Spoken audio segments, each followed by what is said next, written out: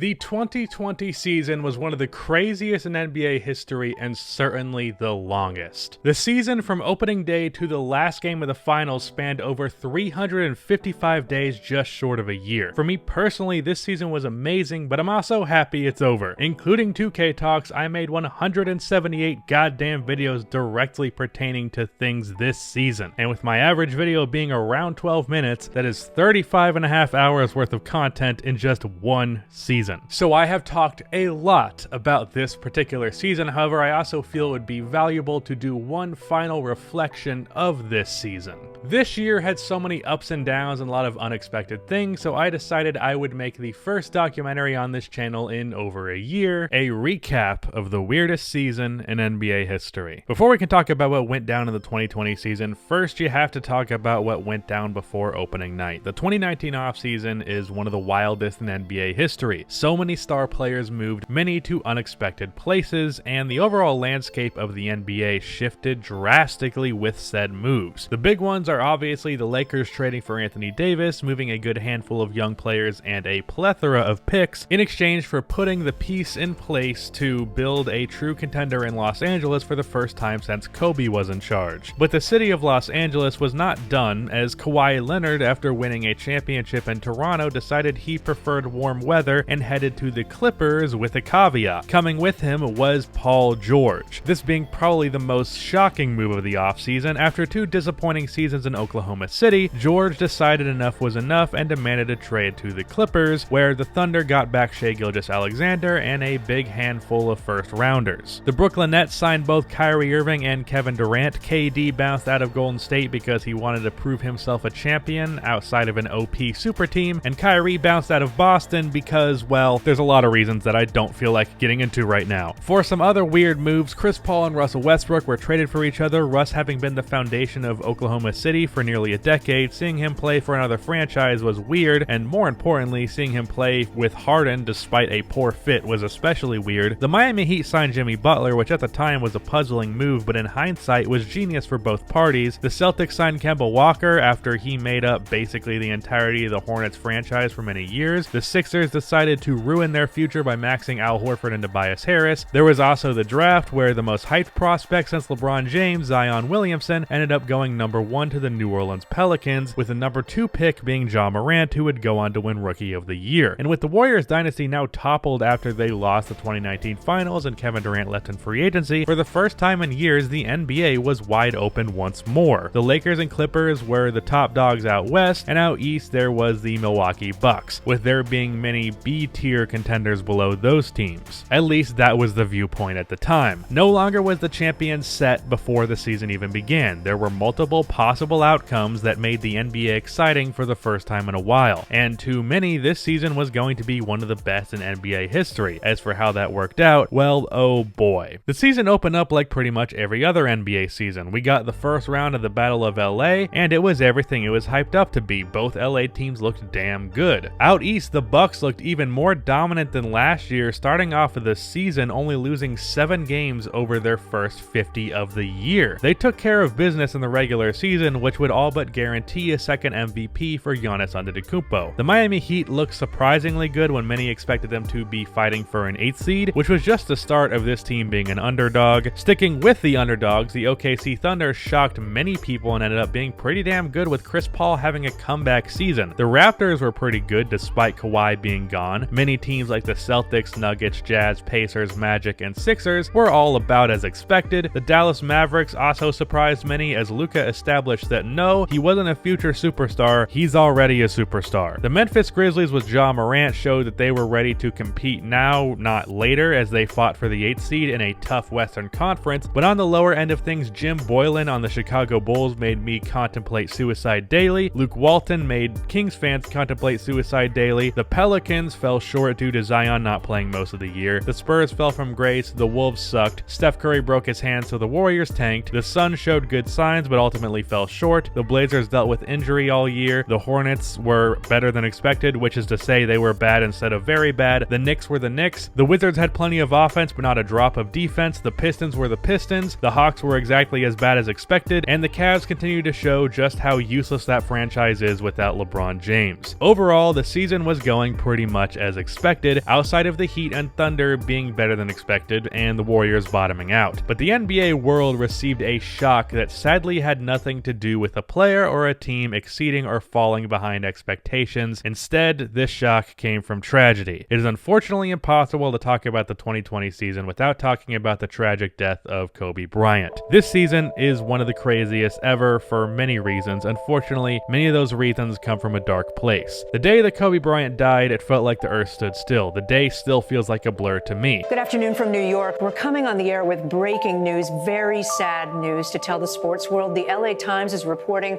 that retired Los Angeles Lakers basketball star Kobe Bryant has been killed in a helicopter crash. It happened this morning. The chopper reportedly went down just before 10 a.m. local time. In my case, I received a text from a friend giving me the news. I went to Twitter to see if it was true, and much to my disappointment, it was. Then I spent a few hours in disbelief, and I made a video expressing my feelings, and to be honest, I still don't believe it, and maybe I never will. And of course, this hit so many players in the league like a ton of bricks, which was tragic, but at the same time, beautiful. Seeing just how much Kobe meant to so many players and people. This guy, whether it be direct or indirect, touched the lives of so many of those who played in the NBA today. For a lot of players in the NBA, especially the younger ones, Kobe was the player they grew up watching. Guys like Bradley Beal, Devin Booker, Jason Tatum, and Giannis. Many of these players also trained with Kobe and got a peek behind the curtain, and they got to see the man behind the legend. Older players like LeBron James was friends with Kobe, and they dominated the league in a similar time frame. Former players, those who played with him and those who played against him alike, expressed their love and appreciation for the legend who died so tragically. Kobe seemed so much larger than life that the very idea that he was even capable of dying like that would seem hard to comprehend. Like if Kobe was in this situation, he would just jump out of the helicopter by 100 feet and just land on his feet and move on with his day, because to many people, Kobe was that level of larger than life. While I felt like I was punched in the stomach by Kobe's death, I also felt so much euphoria in watching clip after clip of players, former and current, talking about Kobe. Shaq talking about his relationship with him. Wade talking about how stealing the ball from Kobe was one of the biggest moments in his career that made him feel like he made it. All the trash talk stories we had yet to hear. All the examples of Kobe being a legend on the court and off. Seeing Lakers fans expressing their appreciation outside of the Staples Center. Watching players take 8 and 24-second violations to cheering crowds. In many ways in life, it is the worst moments where humanity can really show its best colors. So while I obviously wish Kobe did not die, I'm partially in a way glad that I was able to experience this massive celebration of the life of my childhood hero. But unfortunately, while generally humanity showed its best in response to this, there was also an ugly side of the reaction to Kobe's death that I have to address because it has irked me for a while now. Time for a rant. Spoiler alert, in case you were somehow not aware, even though you're watching this video, the Los Angeles Lakers won the 2020 NBA championship. We'll talk about that more later, but I wanted to talk about a particular narrative that I saw coming up in regards to this that really bothered me. This championship, as well as LeBron's MVP campaign, was touted as doing it for Kobe, because Kobe played for the Lakers and LeBron and Kobe were friends. And let me be clear, the Lakers and LeBron are fully valid in framing this as doing it for Kobe. That franchise is tied to him, and LeBron felt that tie made that statement valid, and I trust LeBron enough to feel that if LeBron thought it was appropriate and Kobe wouldn't have minded it, then that is the case. What is not excusable, however, is the media using this to create a narrative to push someone for an MVP campaign or improve the significance of an NBA championship. There are many fingers to point here, but I'm going to point in one particular direction with this clip.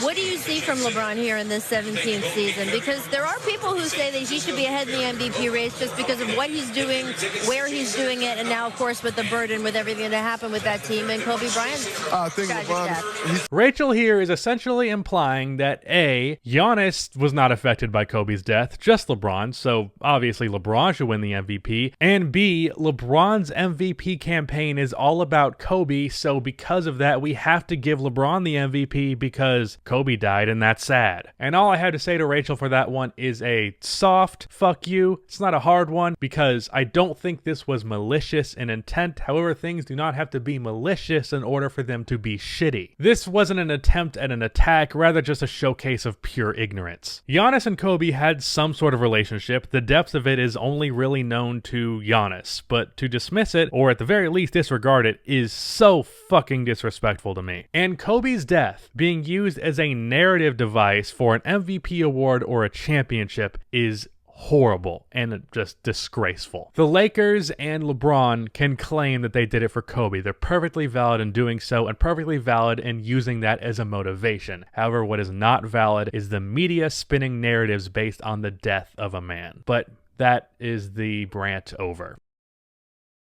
Kobe's death was a huge part of the 2020 season, for better and for worse. The day Kobe died was the day the NBA world stood still, and I will remember that day for as long as I live. The next significant thing to follow the 2020 season was AllStar Weekend. In order to pay tribute to Kobe, the NBA implemented some interesting changes to the All-Star game format. All-Star Weekend had been dying for a while now as it was just getting stale. The dunk contest was bad for years. Then Zach LaVine made it great, but only for 2 years, then it went back to being bad. No one really cared about the skills challenge, and the three-point contest was pretty much the same every year regardless, but where it got really bad was the All-Star game itself. The NBA's best of the best would match up in this game, and yet it was so often less fun than watching a random regular season Wednesday night game of like the Magic versus the Pacers. These players very clearly cared little about the actual outcome, and with them not wanting to hurt themselves in a game that does not matter, they basically gave no effort whatsoever. So the result was basically a no-stakes competition of who could hit the deepest three or get the nicest alley-oop finish. That changed in 2020. The NBA implemented a charity element where the team that won the quarter would get to donate to a charity of their choice, which incentivized picking up play. In the first quarter, Team LeBron got out to a big lead, so in the second quarter, Team Giannis dominated so their charity could get a donation. This kept the game relatively close going into the fourth quarter, but this wasn't a fourth quarter like normal. In a way to pay tribute to Kobe, the fourth quarter had a set amount of points to get to win the game, adding 24 to the highest scoring team to that point as the total they had to reach, which with the score being 133 to 124 at that point, the target score was 157. So it was a race to see who could get that amount of points first, with no set game clock. And it was this new twist combined with the charity element as well as the tribute to Kobe that I imagine influenced players to give their best. For the first time in a long time, and certainly for the first time on this large of a scale, the players cared about winning this game like a lot.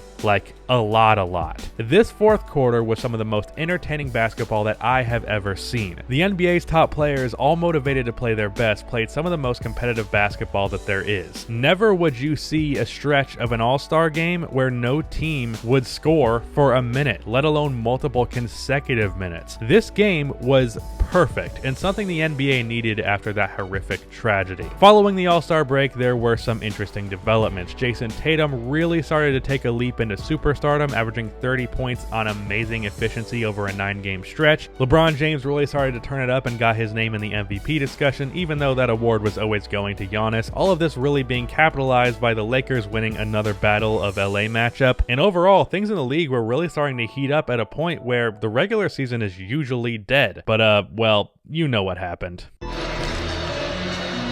still the discussion ongoing here. Ben Taylor, Mark Lindsay, Pat Farrar, the crew chief. We're not really sure here, folks. We're going to get some information for you as soon as we can find out. Starting lineups, both teams, all 10 starters came out, and then the players, coaches, referees conferred and went back into the locker room and waited for the league to either give the green light or the red light on this game, and the official announcement just came that this game has been postponed. Yeah, Rudy Gobert caught a virus and acted like a total dipshit, but because Rudy had the virus for a few days before being diagnosed and he had played a few teams which then played other teams, basically meant that every player in the NBA was exposed to some degree or another. So the NBA just got shut down, which was certainly uncharted territory for the league. It had no precedent. There were so many questions. Is the season completely canceled? Will it come back? If so, when? And how? During a pandemic where you're supposed to keep your distance from people, how are you supposed to play basketball? But then we got the answer. The bubble. The NBA would restart the season in a few months in a Disney resort in Orlando. 22 teams would be invited, those who were in the playoffs and those who could still make the playoffs. There would be some warm-up games, then 8 regular season games for each team, and then the playoffs would start. All of this sounds like common sense now, but at the time, this idea was wild, and the general consensus for those who weren't blinded by a need to see basketball again was like, yeah, this is not a good idea. But as someone who needed basketball again, both as a fan and someone who makes his money talking about it, I thought it was a bad idea, but still I wasn't going to complain about it coming back. However, the idea of putting hundreds of people in one location for months in hopes that no one would catch the virus just seemed impossible to pull off, and yet they did. But before we can talk about that, it's impossible to talk about the NBA coming back without talking about what was going on in the country and the world at the time. George Floyd's murder sparked yet another wave of the Black Lives Matter movement, another wave of rage, and another wave of athletes getting involved in social justice. Except this time it was different. People were done with this cycle and they fought hard for change, and players in the NBA and athletes around the world played a big part in it. So as a result, the NBA could not just come back and ignore these things. It was impossible. Even if the corporation themselves wanted to, the players would make damn sure that that didn't happen. Players wore different messages on their jerseys. Black Lives Matter was on the court, and the message of that movement was plastered all over the bubble experience. After a 5-month break figuring out every detail of the bubble between collaboration from Chris Paul and the Players Association and the league itself, it was actually time for it to happen. Time for these ideas to become a reality. And damn, did they pull that off perfectly.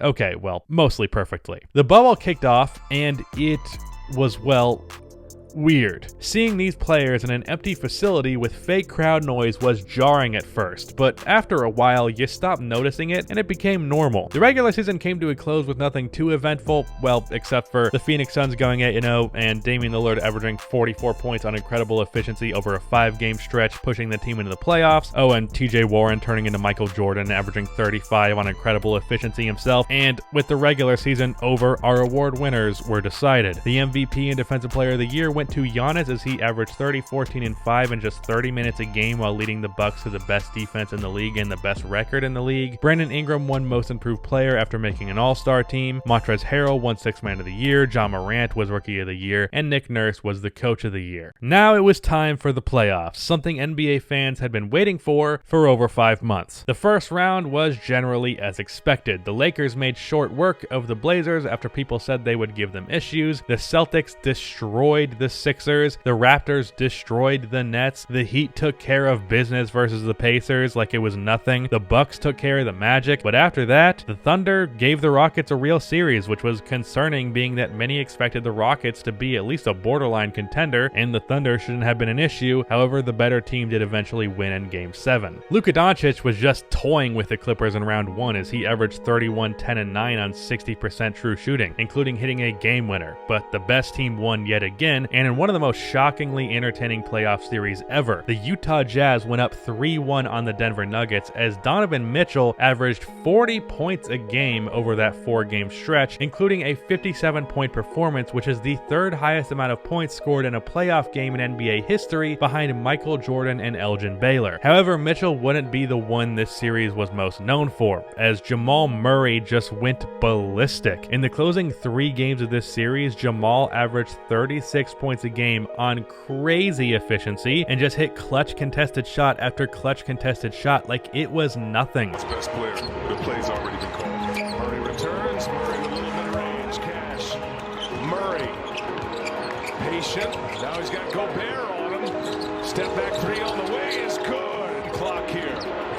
Jokic finding Murray. Murray, does he got another one in him? Oh, you bet he does. And that might be the dagger. One of the most unconscious performances I've ever seen. So the Denver Nuggets came back from a 3-1 lead versus the Jazz despite Donovan Mitchell's best efforts. But in the second round, when things really started to heat up, the Lakers and Rockets series ended up being a huge disappointment as the Lakers defense figured out Harden after game 1 and Russell Westbrook couldn't throw a pebble in the ocean, so that series was closed out in 5 games. But then we got the Bucks versus the Heat. Going into this series, there was certainly an expectation that the Heat would give the Milwaukee Bucks trouble, but no one thought it would go quite how it did. The Miami Heat ended up being one of the biggest stories of this season as the Heat built a wall in front of the basket with strong athletic defenders similar to what the Raptors did in the previous season, which completely shut down Giannis, and Jimmy Butler took care of business on the offensive end, and really Eric Spoelstra outcoached the hell out of Mike Budenholzer. So in a shocking turn of events, the Heat beat the Bucks in just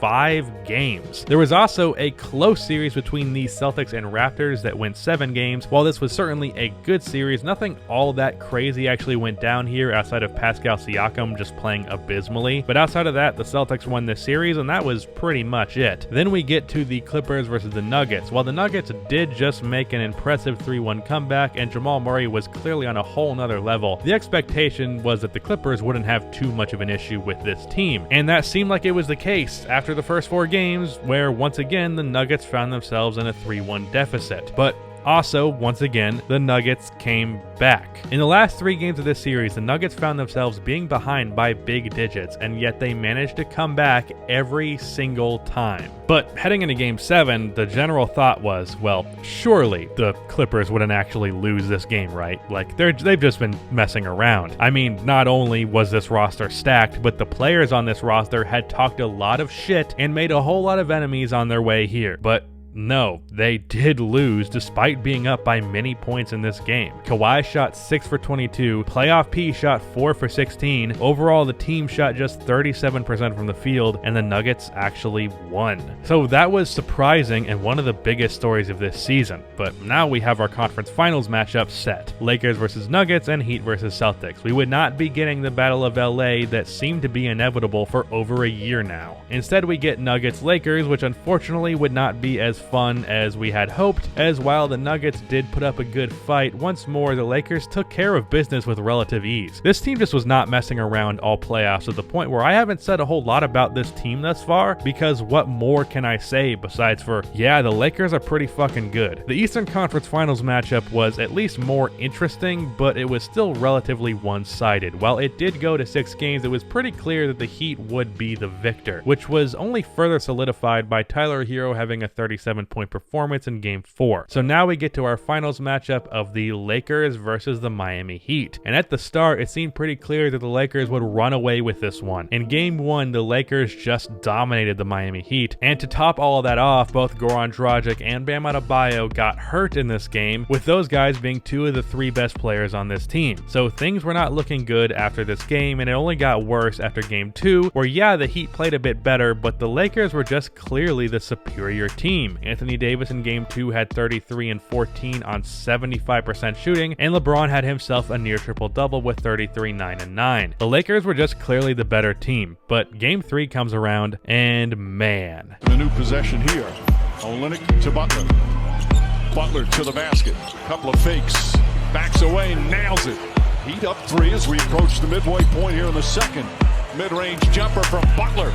Goes right at him and banks it home. He gets knocked down. Butler backs in. That fall-away shot is up and good. Butler the drive, the runner, he banks it in. Oh, what a masterpiece from Jimmy Butler. Jimmy Butler pretty much single-handedly made this a series. 40 points, 11 rebounds, and 13 assists, shooting 70% from the field, only sitting for 3 minutes and 9 seconds. While on the other end, AD struggled on offense, and LeBron could not put the team completely on his back. So the Heat win Game 3. For Game 4, the Lakers went with a different strategy defending Jimmy Butler, opting to put Anthony Davis, a big man, on Jimmy. And in this game, it worked. Jimmy had a more standard game for him, and the Lakers would win Game 4, giving them a 3-1 lead. But Jimmy was not done yet. In Game 5, Jimmy G Buckets had 35, 11, and 12 on 58% shooting. Yet another triple-double, and this was in spite of Anthony Davis continuing to play great defense on him. But unfortunately for Jimmy, his efforts would not be enough, as in Game 6, the inevitable happened. The better team won the game and won the series, meaning the Los Angeles Lakers were your 2020 NBA champions.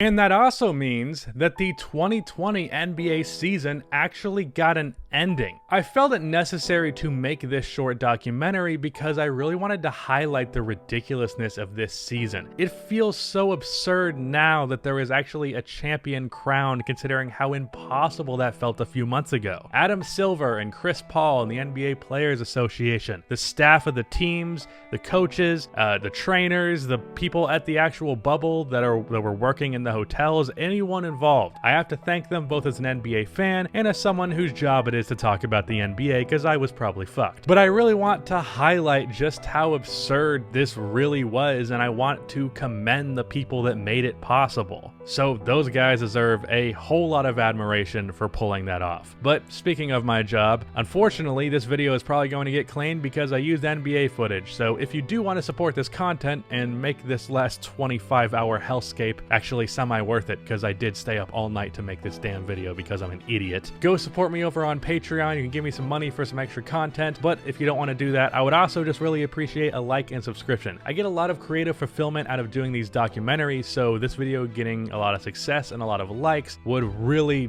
be great for me, because I could do these more. And if you want to see me do these more, then drop a like. But with that out of the way, thanks for watching this video. That is the end of this video. Please be sure to like and subscribe for more NBA content like this, and cue the outro music.